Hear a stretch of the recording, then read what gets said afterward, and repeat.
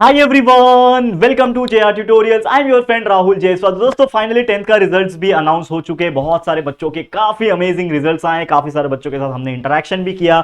जब रिजल्ट आया था उस दिन हम लाइव भी थे और उसके बाद भी एक वीडियो आपके लिए दिया था जिसमें काफी सारे बच्चों ने अपना अपना रिजल्ट्स कमेंट किया है। और अगर अभी तक आपने हमें अपना रिजल्ट नहीं बताया तो ये कमेंट सेक्शन भी खुला हुआ है इस वीडियो का। इसमें भी आप अपने कमेंट्स की बौछार बारिश कर सकते हो और जरूर से अपने परसेंटेज और मार्क्स को हमें बता सकते हो। ठीक है, तो चलो आज का जो वीडियो का मेन टाइटल है जैसे कि आप देख सकते हो, जो कि है कि अगर आपका 10th का रिजल्ट आ गया और एक्सपेक्टेड परसेंटेज से भी अच्छा आया है या फिर एक आसपास आया है, तो अब आपका जो नेक्स्ट स्टेप होता है वो होता है आपके लिए 11th स्टैंडर्ड में एडमिशन लेना। अगर आप 10th के बाद 11th पढ़ना चाहते हो तो डेफिनेटली आपको किसी पर्टिकुलर एक स्ट्रीम को सिलेक्ट करना पड़ेगा। और ये जो कंफ्यूजन होता है ये अच्छे अच्छे बच्चों के अंदर होता है, चाहे वो 95% क्यों ना लाए हो, चाहे वो 70% क्यों ना लाए हो, चाहे वो जस्ट पास 40-45% क्यों ना लाए हो।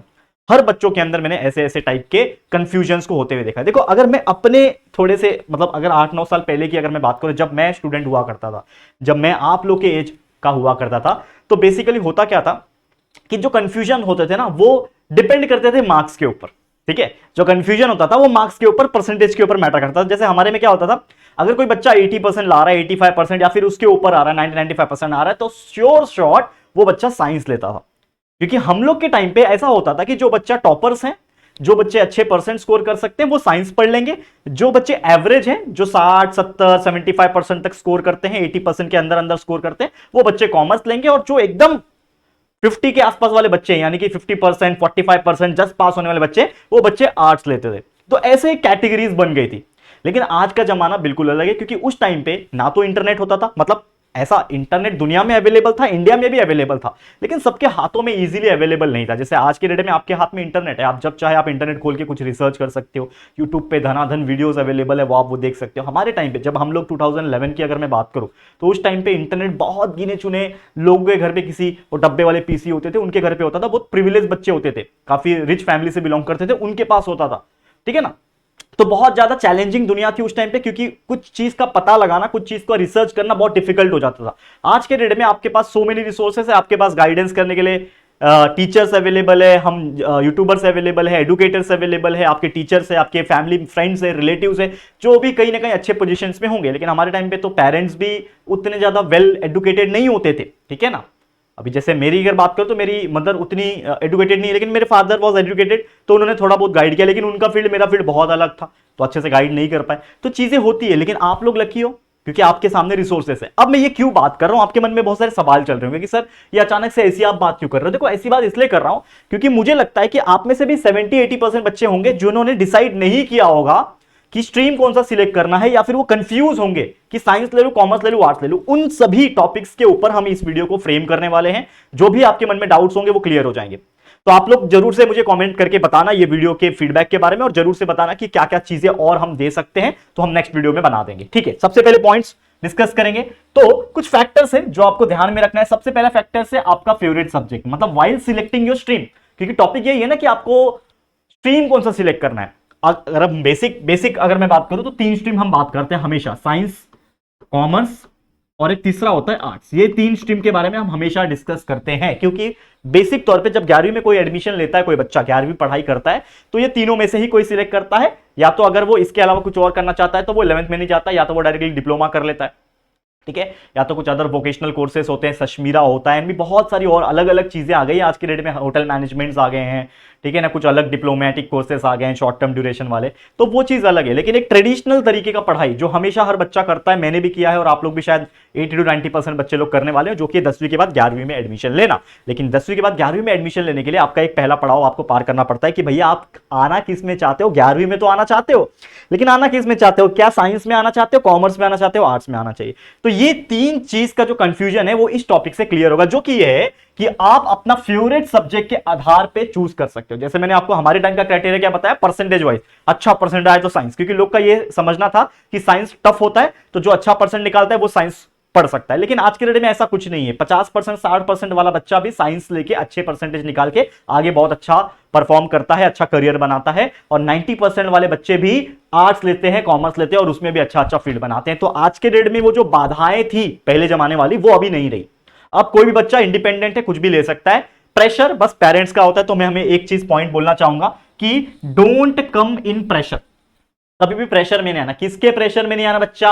दो लोगों के प्रेशर, एक तो फैमिली एंड रिलेटिव्स, जो हमारे फैमिली मेंबर्स और जो हमारे क्लोज रिलेटिव्स होते हैं उनके प्रेशर में नहीं आना, और दूसरा जो प्रेशर आता है वो आता है आपके फ्रेंड सर्कल से, जिसको पीयर प्रेशर भी कहा जाता है इन शॉर्ट। ठीक है, जो फ्रेंड सर्कल्स होते हैं ये बहुत चालाक भी होते हैं, बहुत ज्यादा ग्रीडी भी होते हैं और बहुत ज्यादा इमोशनल होते हैं। तो यहां पे हर एक चीज को टैकल करना आना चाहिए। जैसे फॉर एग्जांपल के तौर पे हम हमारे टाइम पे क्या होता है, जैसे मैंने डिसाइड कर लिया था, मेरी बड़ी बहन थी उसने साइंस लिया था, साइंस से आगे पढ़ाई की थी, तो मैंने भी सोचा यार मेरी बहन ने किया चल मैं भी कर लेता हूं। ठीक है, ये हो गया। अब जब मैंने डिसाइड किया कि जब मेरे को साइंस लेना है, तो मेरे जो एकदम क्लोज फ्रेंड थे ना, तो उन्होंने भी बोला कि यार मेरे को भी साइंस ही लेना है, मेरे को भी साइंस लेना है। तो हमारा एक पूरा ग्रुप था 7-8 लोगों का, उन सभी ने साइंस लिया और जाके एडमिशन लेके हमने पढ़ाई शुरू कर दी। लेकिन उसमें से एक दो स्टूडेंट्स ऐसे हैं, मतलब एक दो फ्रेंड्स ऐसे हैं जो आज भी मुझे बोलते हैं कि काश हम उस टाइम पे आर्ट्स पढ़े होते तो हम यूपीएससी प्रिपरेशन करते, काश हम उस टाइम पे कॉमर्स पढ़ते तो हम आगे जाके कुछ चार्टर्ड अकाउंटेंट या फिर कुछ अलग चीजों में जाते।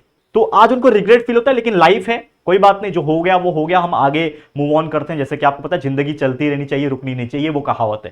सेम उसी प्रकार आपको फ्यूचर में रिग्रेट ना हो कि यार मेरे को तो यार साइंस पढ़ लेना चाहिए था, मैंने गलती से कॉमर्स ले लिया, तो ये रिग्रेट ना हो। तो ये सही मौका है आपको सोचने का।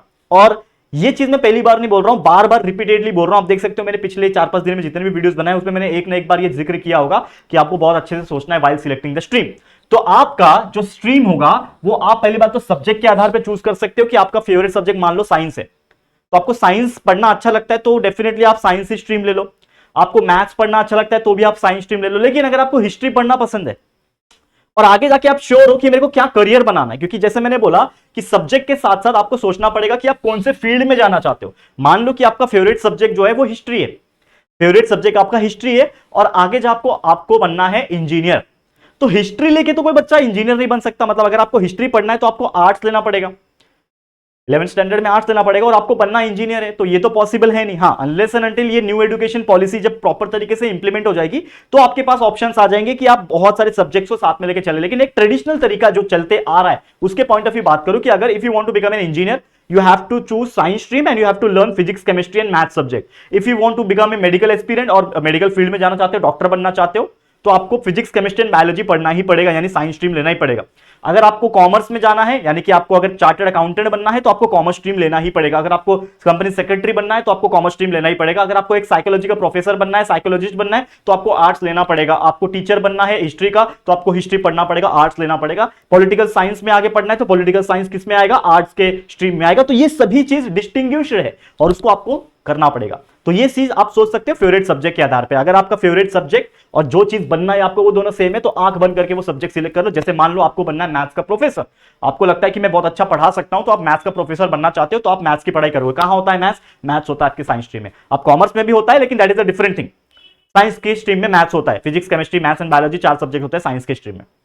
ठीक है, ये तो बात हो गई। आगे अगर आपको लगता है कि यार मेरा फेवरेट सब्जेक्ट मैथ्स है और मेरे को आगे जाके इंजीनियर बनना है, तो इंजीनियरिंग में भी मैथ्स होता है, तो कहीं ना कहीं आपका मैच हो रहा है। आपको फिजिक्स पढ़ना, मतलब फिजिक्स के जो पार्ट होते हैं जैसे लॉ ऑफ मोशन आपने पढ़ा होगा 9th स्टैंडर्ड में, 10th स्टैंडर्ड में ग्रेविटेशन पढ़ा होगा, स्पेस मिशन चैप्टर्स पढ़े होंगे, उसमें मजा आ रहा है आपको, न्यूमेरिकल सॉल्व करने में मजा आ रहा है, तो आपका कहीं ना कहीं इंजीनियरिंग में बहुत अच्छा परफॉर्मेंस आप कर सकते हो, तो आप इंजीनियर बन सकते हो। लेकिन आपको अगर साइंस में जो बायोलॉजी वाली सब्जेक्ट्स थी, जैसे कि आपका बॉडी के बारे में, प्लांट्स के बारे में पढ़ना, ये सब चीज अच्छा लगता है, तो आप आगे जाके आप अच्छे डॉक्टर बन सकते हो, अच्छा मेडिकल फील्ड में जा सकते हो, तो आप बायोलॉजी जरूर से पढ़ो, यानी आप साइंस स्ट्रीम लो। अगर आपको ऐसा लगता है कि मुझे अकाउंट्स बहुत अच्छा लगता है, कि कुछ ऐसी चीजें होती है जिसमें कैलकुलेशंस हो, अकाउंट्स हो, ठीक है ना, क्या हो रहा है देश में, ये हो, इकोनॉमिक्स के बारे में पढ़ना हो, तो आपको ये इकोनॉमी समझना है, देश में कैसे जीडीपी काम करता है, ये सब चीज समझना है, तो आपको क्या करना पड़ेगा?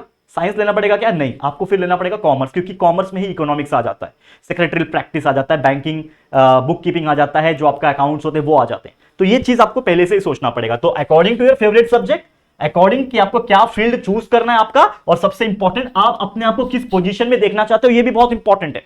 अगर आप अपने आप को देख रहे हो फ्यूचर में कि मैं एक बहुत टॉप का डॉक्टर बनना चाहता हूं, अपने आप को देख पा रहे हो कि मेरा पोजीशन, मेरे को टॉप रैंकिंग में आना है, डॉक्टर्स बनना है, मेरे समझ लो आप कोई शहर में रहते हो, मान लो कि आप जैसे मैं रहता हूं बोईसर में, जैसे आप बोईसर में रहते हो फॉर एग्जांपल के तौर पे, और आपको लगना चाहिए कि बोईसर में मैं 10 साल के बाद मेरा बोईसर में नाम हो जाए, मैं टॉप के डॉक्टर्स में शामिल हो जाऊं, तो डॉक्टर बनने के लिए आपको क्या करना पड़ेगा? फिलहाल में भाई रास्ता क्लियर है, डॉक्टर बनना है मतलब साइंस स्ट्रीम लेना है। साइंस स्ट्रीम में भी क्या लेना है?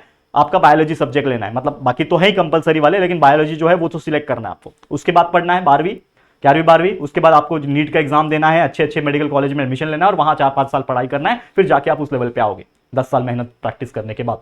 ठीक है, तो पोजीशन इज वेरी इंपॉर्टेंट। आपको आगे जाके किसी बैंक का कंपनी किसी बैंक का सीईओ बनना है, तो बैंक में सीईओ बनना है, दो तरीके हैं, साइंस वाले भी बन सकते हैं एमबीए करके, that is a different perspective, लेकिन एक ट्रेडिशनल तरीका, कॉमर्स किया, कॉमर्स के बाद आपने लाइक बीकॉम किया या फिर जो भी आपने बीबीए किया, उसके बाद एमबीए किया एंड फिर जाके आप किसी पर्टिकुलर कंपनी में काम किए, 8-10 साल टाइम लगेगा, कंपनी को आप टाइम दोगे, सीखोगे बहुत सारी चीज, फिर जाके आप सीईओ बन सकते हो। मल्टीनेशनल कंपनीज में काम करना है, तो पोजीशन इज इंपॉर्टेंट, वो चीज आपको ध्यान में रखना है। ठीक है, समझ में आ, think what you want to become, आपको क्या बनना है, कभी भी प्रेशर में मत आना, किसी भी आदमी के अपने आप से पूछो क्या बनना है, फिर मेहनत करना। अब इसके अलावा आपको स्किल्स भी सीखने पड़ेगी। मैं ऐसा नहीं बोल रहा हूं कि आपने सिर्फ पढ़ाई कर ली, बन गए, 12th कर लिया, ग्रेजुएशन कर लिया, तुरंत जॉब मिल गया, तुरंत सीईओ बन गया, ऐसा नहीं होता। आपको मेहनत करना पड़ेगा एंड कुछ स्किल्स आपके पास चाहिए। जैसे फॉर एग्जांपल के तौर पे आप किसी कंपनी के अगर हेड पोजीशन में जाना चाहते हो, मैनेजिंग डायरेक्टर बनना चाहते हो, सीईओ बनना चाहते हो, या फिर पर्टिकुलर बोर्ड ऑफ डायरेक्टर्स के मेंबर्स बनना चाहते हो, तो आपके अंदर वो काबिलियत होनी चाहिए, आपके अंदर वो एक्सप्रेशन वाले की, या आप एक टीम लीडर हो, आप लोगों को इकट्ठा करके चल सकते हो, आप इंस्पायर कर सकते हो लोगों को, आप लोगों से काम करवा के ले सकते हो, ये सभी चीज क्वालिटीज है, तो आप बनोगे। तो कुछ चीजें आपको सीखना पड़ेगा। मैं स्किल्स की बात कर रहा हूं in terms of personality development also. आपका एक पर्सनालिटी होना चाहिए जो आपको सूट करे। अगर आपकी पर्सनालिटी उस लेवल पे नहीं है तो शायद आप उस पोजीशन पे नहीं जा पाओगे, तो आपकी पर्सनालिटी को भी इंप्रूव करना है, that is a important point. Next point, always choose what makes you happy, ये बहुत इंपॉर्टेंट पॉइंट है। आप कभी भी कुछ ऐसा काम करो जो आपको खुशियां दे। जैसे फॉर एग्जांपल मेरे को टीचिंग करना पसंद है और मैं टीचिंग करता हूं यूट्यूब पे आके, मेरे को बहुत अच्छा लगता है। बहुत सारे ऐसे लोग हैं जिनको क्रिकेट खेलना पसंद है, विराट कोहली को पूछो रात में उठा के 12 बजे उठाओ, उसको क्रिकेट खेलने बोलो, खेलेगा, क्यों? उसको पसंद है वो काम। तो जो इंसान को जो काम करना पसंद होता है, वो इंसान को उस काम करने में मजा आता है, और वो उस इंसान काम में जब मजा आएगा उसको करने में, तो वो डेफिनेटली उस काम में कभी टायर्ड नहीं होगा और अच्छे से अच्छे पोजीशन में वो पहुंचता रहेगा। लेकिन आप एक काम कर रहे हो फॉर एग्जांपल, और उसमें आपका बिल्कुल इंटरेस्ट नहीं है, बस जबरदस्ती ये कर रहे हो, तो बहुत कम समय के बाद उस काम को आप छोड़ दोगे, या फिर थक जाओगे, या फिर उसमें आप बहुत ज्यादा तरक्की या फिर बहुत ज्यादा दूर तक एक पर्टिकुलर पोजीशन तक नहीं पहुंच पाओगे। तो always do what makes you happy and don't run after money. ये बहुत सारे लोग आप बोलते होंगे कि पैसे के पीछे भागो, मैं बोलता हूं पैसे के पीछे मत भागो। मैं क्या बोलता हूं हमेशा, एक्सीलेंस के पीछे भागो। एक डायलॉग भी था मूवी का, कौन सा, 3 इडियट का, don't run after excellence, don't run after money, run after the excellence. मतलब कामयाबी के पीछे मत भागो, ठीक है, काबिल बनने के लिए भागो, काबिल बन जाओगे तो कामयाबी पीछे आ जाएगी। इस प्रकार का कुछ डायलॉग था। तो सेम आपको मैं बोलूंगा कि आप अपने आप को इस प्रकार काबिल बना लो, अपनी पर्सनालिटी को, अपने स्किल सेट को, अपने नॉलेज को, अपने पढ़ाई को इस प्रकार काबिल बना दो कि आप जहां जाओगे इंटरव्यू देने, आपका जॉब वहां पे लगेगा, और धीरे धीरे करके वहां पे जब मेहनत करोगे, टाइम दोगे, थोड़ा पेशेंस दोगे, तो आपकी जो कामयाबी होगी, जो सक्सेस होगी, वो आपके पीछे पीछे खुद ब खुद आ जाएगी। और एक बार सक्सेसफुल जब बन जाओगे तो ये तो ऑटोमेटिकली आता है ना, ये मनी नाम का चीज जो है वो तो ऑटोमेटिकली आता है। और इन शॉर्ट हमारे लाइफ का मेन पर्पस तो यही होता है, सभी के लाइफ का एक ही मेन पर्पस है कि to live a happy life, and happy life जीने के लिए कहीं ना कहीं money is also important, as we know that. ठीक है, तो पैसा बहुत इंपॉर्टेंट है, इसके लिए आपको मेहनत करना पड़ेगा, एक अच्छे पोजीशन पे जाना पड़ेगा। Next, you can also change your career any time. ये एक पॉइंट बहुत अच्छा मैंने बनाया है। क्या है ये? बहुत सारे ऐसे बच्चे होते हैं जो सोचते हैं कि सर हम साइंस ले लेते हैं और साइंस के बाद हमने मान लो कि इंजीनियरिंग कर लिया, ठीक है, लेकिन सर जैसे मैंने इंजीनियरिंग कंप्लीट किया या फिर मैं 3rd ईयर तक पहुंचा, 4 ईयर का इंजीनियरिंग होता है, 3rd ईयर तक पहुंचा, तो मुझे रियलाइज हुआ कि सर मुझे ना मजा नहीं आ रहा है। यानी बहुत लोग के साथ हुआ, मेरे साथ भी ये होते होते रह गया। एंड काफी मेरे फ्रेंड्स हैं जिनको मैंने करीब से देखा हुआ है, अभी भी कुछ एग्जाम्पल है मेरे पास, कुछ सेलिब्रिटीज है, कुछ क्रिकेटर्स, ऐसे एग्जाम्पल्स है जिन्होंने इंजीनियरिंग की या फिर कोई भी XYZ पढ़ाई की, लेकिन पढ़ाई के बाद उनका मूड चेंज हो गया कि मेरे को उस फील्ड में नहीं रहना है, मेरे को अपना करियर चेंज करना है, और उन्होंने किया और उस फील्ड में भी वो सक्सेसफुल बने। बहुत सारे एग्जांपल है। एग्जांपल के तौर पे मैं बताता हूं, एक बहुत अच्छे एग्जांपल है, MS धोनी, मेरे आइडल है। अब उनका करियर अगर आप देखोगे, क्रिकेट खेलते थे कोई बात नहीं, लेकिन उनका एक करियर बन गया था जिसमें उनको मिल गई थी गवर्नमेंट जॉब, टिकट कलेक्टर की जॉब मिल गई थी, वो कर रहे थे। लेकिन उनको क्या लगा कि यार मेरे को मजा नहीं आ रहा है, मेरे को घुटन महसूस हो रही है यहाँ पे इस जॉब में, वही टिकट के सामने, ट्रेन के सामने खड़े हो, टिकट पूछो, फाइन मारो, ये सब करो, बहुत थक गया था बेचारा। तो उन्होंने क्या बोला कि भाई मेरे को क्रिकेट खेलना पसंद है, मैं अपने ड्रीम को फॉलो करूंगा। उन्होंने किया, 1-2 साल मेहनत किया, फिर देखो इंडिया के लिए खेला, 3 साल के अंदर 2007 में कैप्टन बना दिया गया T20 वर्ल्ड कप की, T20 वर्ल्ड कप जिता दिया। उसके बाद तो भाई rest is history. 2011 world cup, 2013 champions trophy, IPL के ट्रॉफी 5-5, आप सोच ही नहीं सकते ये सब चीजें। समझ में आ रहा है क्या बोलने की कोशिश कर रहा हूं? मतलब ये है कि अगर आपने एक करियर चूज कर लिया, और ये उन बच्चों के लिए है जिनका श्योर नहीं है, या फिर वो श्योर भी है और उसके बाद उनका मन चेंज हो रहा है, क्योंकि ये जो मन है ना, ये चेंज होता रहता है, ये दुनिया और ये लाइफ बहुत बड़ी होती है। 60-65 साल 70 साल इंसान एक एवरेज जीता है, और 70 साल में दिमाग चेंज नहीं होता है क्या? सबके चेंज होते हैं। आपको 30 साल तक कुछ करना अच्छा लग रहा होगा, तो 35वें साल पे आपको वो करना बिल्कुल अच्छा नहीं लग रहा होगा। बचपन में हम खेल कूद करते थे, लेकिन आज के डेट में मैं इतना बड़ा हो गया हूं, 27-28 का हो गया हूं, आज के डेट में वो खेलना मुझे अच्छा नहीं लगता। क्रिकेट छोड़ के मैं बहुत सारे गेम्स खेलता था, आज मुझे पसंद नहीं है। तो चेंजेस आती है। आप क्रिकेटर्स का एग्जांपल दे रहे हो, जैसे मैंने बहुत सारे एग्जांपल बताए। Yuzvendra Chahal is one of the example. वो चेस खेलते थे, वो बंदा चेस में बहुत अच्छा करता था, कुछ मुझे लगता है एक लेवल तक, स्टेट लेवल की district level, I am not sure, लेकिन एक लेवल तक उसने रिप्रेजेंट किया है इंडिया को, ठीक है। एक लेवल तक उसने चेस खेला है बहुत अच्छे पोजीशन में। बाद में उसने अपने करियर चेंज करके क्रिकेट में आया, एंड आप देख सकते हो क्या तहलका मचाया युजवेंद्र चहल ने, कितना अच्छा बॉलिंग करता है। करेक्ट है, कई सारे एग्जांपल है। अश्विन वॉज ए इंजीनियर, वो इंजीनियर था, आज क्रिकेटर है। और मैं क्रिकेटर क्यों बोल रहा हूं? क्योंकि क्रिकेटर्स को मैं करीब से देखता हूं, मुझे बहुत अच्छा लगता है क्रिकेट, दैट्स व्हाई। लेकिन there are so many other examples also. आप देख सकते हो फिल्म स्टार में हमारे एक लेट एक्टर है, लेट मतलब जो अभी इस दुनिया में नहीं है, ठीक है, सुशांत सिंह राजपूत। इनके बारे में सभी को पता होगा, one of my favourite actor. जब से उन्होंने MS धोनी का रोल किया था, मेरा मतलब उन पे बहुत दिल जीत लिया था मैंने उनका, मतलब उनने मेरा दिल जीत लिया था, और बहुत अच्छे एक्टर लगते थे मुझे। लेकिन दुर्भाग्यवश उन्होंने क्यों वो डिसीजन लिया, लाइफ खत्म कर ली। आज वो एक अलग कंसेप्ट है, आज वो इस दुनिया में नहीं है, लेकिन वो भी एक इंजीनियर थे, ठीक है। AI जो जेई है आज के डेट में जो एग्जाम बोलते हैं, JEE एग्जाम, AI ने उन्होंने बहुत अच्छा स्कोर किया था, बहुत अच्छे मार्क्स उन्होंने स्कोर किए थे उस टाइम पे जो जेई होता था, AI। कई सारे एग्जाम्पल है। तो मैं ये बोल रहा हूं कि आपका अगर मन बदलेगा तो आप अपना करियर चेंज कर सकते हो, no matter what the situation. Multiple career भी बना सकते हो। एक इंसान बहुत सारे काम करते हैं, जैसे मेरे के एग्जाम्पल है वो भी अभी इस दुनिया में नहीं है। मैं बात कर रहा हूं जो राकेश झुनझुनवाला का आपने नाम सुना होगा, बहुत फेमस एक स्टॉक मार्केट में काम करने वाले इंसान थे। एक्चुअल में वो CA थे, चार्टर्ड अकाउंटेंट थे, लेकिन जैसे स्टॉक मार्केट में आए, बहुत सारे, चलो स्टोरी है हर्षद मेहता के साथ, एंड भी बहुत सारी चीजें हैं, वो तो आपने सुना ही होगा। लेकिन जो चार्टर्ड अकाउंटेंट था, वो इंसान एक चार्टर्ड अकाउंटेंट बन के रह जाता लाइफ टाइम, लेकिन वो स्टॉक मार्केट में गए, काम किया, और पूरे इंडिया के सबसे ज्यादा पैसे कमाने वाले इंसान बन गए स्टॉक मार्केट में, ठीक है ना। उनको बिग बुल के नाम से कहा जाता है। अभी तो इस दुनिया में नहीं है फिलहाल, लेकिन बहुत ही ऐसे लोग मिलेंगे, आपको सर्च करोगे तो आपको मिलेगा। अब इसके अलावा जैसे मान लो कि कोई भी कंफ्यूजन है आपके इसमें कि भाई स्ट्रीम सिलेक्ट करने में समझ नहीं आ रहा है, हम तो है आपको हेल्प करने के लिए, लेकिन साथ ही में पेरेंट्स जो होते हैं कभी गलत एडवाइस नहीं करते। अगर आपके पेरेंट्स पढ़े लिखे हैं और उनको इस दुनिया की समझ है कि क्या चल रहा है क्या नहीं, तो आप बात कर सकते हो अपने पेरेंट्स से। Talk to your parents, talk to your relatives, अच्छे रिलेटिव्स जो आपका सच में भला चाहते हैं, ऐसे नहीं कि जो आपको टांग पकड़ के नीचे गिराना चाहते हैं। उन रिलेटिव से बात मत करना। एक्सपर्ट्स जो होते हैं, आपके बड़े भाई बहन कोई होंगे, रिलेटिव्स होंगे, उसमें कोई एक्सपर्ट होगा। जैसे वाकई में कोई डॉक्टर है, आप बनना चाहते हो एक डेंटिस्ट, आप दांत के डॉक्टर बनना चाहते हो, और कोई आपके रिलेटिव्स में कोई डॉक्टर है दांत का, तो उनसे पूछो कि भाई तुमने क्या किया था, हमको गाइड करो, तो वो आपको गाइड करेंगे। तो एक्सपर्ट्स जो पर्टिकुलर फील्ड में है, उनसे बात करो। हम भी कोशिश कर रहे हैं कि हम पॉडकास्ट के माध्यम से, आप इस चैनल को सब्सक्राइब करके रख लो, हमारा ये चैनल है जिसपे हम करियर गाइडेंस के सेशंस लेते हैं, और कई सारे लोगों ने ज्वाइन किया हुआ है, तो टोटली फ्री ऑफ कॉस्ट चीजें हैं। तो यूट्यूब पे ये चैनल है JR टॉक्स, सर्च कर लो, सब्सक्राइब कर लेना। उस पर हम एक पॉडकास्टिंग सीरीज शुरू करेंगे अभी बहुत जल्दी, जिसपे हम कुछ एक्सपर्ट्स लेके आएंगे, जो भी हमारे कनेक्टेड रिसोर्सेज से हमें मिलेंगे, दोस्त या फिर कोई भी आसपास के लोग, हम उनको लेके आएंगे जो पर्टिकुलर फील्ड में एक्सपर्ट होंगे, वो अपना गाइडेंस देंगे ताकि आपको हेल्प हो सके। तो मैं पूरी कोशिश करूंगा जल्द से जल्द लेके आने के लिए, तो जरूर करना। एंड साथ ही में कोई भी स्ट्रीम सिलेक्ट करने के पहले ये देखो कि अगर आप वो स्ट्रीम सिलेक्ट करके इस पर्टिकुलर जॉब करते हो, तो उस जॉब का क्या रोल रहेगा, क्या काम करना पड़ेगा। अगर आपको काम उस चीज का, जैसे मैकेनिकल इंजीनियर होते हैं, उनका काम क्या होता है, डिजाइन करना, प्रोडक्शन देखना, लेकिन वो काम करना ही आपको पसंद नहीं है, तो क्यों बन रहे हो मैकेनिकल इंजीनियर? सिर्फ डिग्री लेने के लिए मत बनो। तो उस काम को पहचानो, ग्राउंड रियलिटी क्या है, वाकई में एक्चुअल में काम क्या होता है। गियर्स मैन्युफैक्चरिंग कंपनी है, तो भाई एक्चुअल में गियर्स बनता कैसे हैं, तो क्या आप वो काम करोगे, अच्छा लगेगा आपको? तो वो चीज आपको समझना पड़ेगा। जॉब प्रोफाइल क्या रहने वाली, ये सब चीज अगर आप समझोगे दोस्तों, तो ही तो आपको पता चलेगा कि what is the main purpose. तो ये चीज जरूर से सोचना। आई नो ये वीडियो थोड़ा बड़ा हो गया, मैं देख पा रहा हूं, लेकिन हम इसी के साथ इस वीडियो को भी एंड करेंगे। और ये जो वीडियो बनाने का जो मेरा मकसद है, so that to aware you about the stream selection, और हर बच्चा ये कर सके, तो ये जरूर से मुझे लगता है आपको हेल्प करेगा, थोड़ा तो एटलीस्ट हेल्प किया होगा। तो जरूर से अपना सजेशंस और फीडबैक हमें इस वीडियो के कमेंट सेक्शन में जरूर से देना। आज के लिए इतना ही, इसी के साथ इस वीडियो को मैं एंड करता हूं। ये वीडियो आपको कैसा लगा है जरूर से मुझे कमेंट करके बताना। साथ ही में और कुछ चाहिए आपको, और कुछ हम वीडियोस बना सकते हैं आपके हेल्प के लिए, तो जरूर से उस बारे में भी टॉपिक्स हमें शेयर करना। वीडियो अच्छा लगा है लाइक करो, शेयर करो, और फर्स्ट टाइम चैनल पे आए तो चैनल को सब्सक्राइब करके बेल आइकन को प्रेस कर देना। ठीक है दोस्तों, चलो गाइस जल्दी मिलेंगे फिर एक और नई वीडियो में, तब तक के लिए thank you and good bye.